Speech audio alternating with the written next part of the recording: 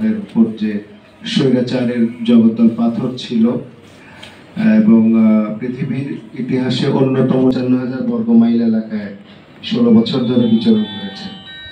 এই স্বৈরাচারের নেতৃত্বে বাংলাদেশের এমন কোনো জমি নাই।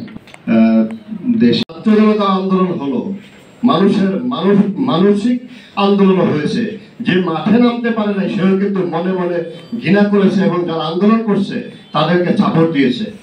এই সরকারের এই ১৫ বছরও আমরা তাদের নানা অসঙ্গতি নিয়ে জাতীয় প্রেস ক্লাব সহ বিভিন্ন মিলনায়তনে আমরা সভা সমাবেশ করেছি।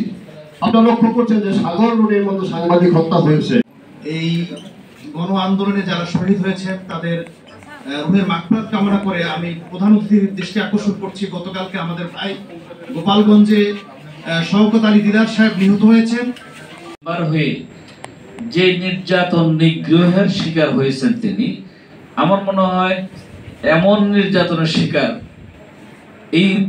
এই পর্যায়ের কোনো ব্যক্তি হয়েছে বলে আমার একটি বৃহত্তর দল এবং আমরা সাধারণ মানুষ হিসেবে সামনে স্বপ্নই দেখতে পাই যে হয়তো ওনারাই আবার ক্ষমতায় যেতে পারে এবং উনি যদি আবার সংসদে নির্বাচিত হন, ওনার কাছে আমার অনুরোধ। গুরুত্বপূর্ণ ভূমিকা পালন করেছে।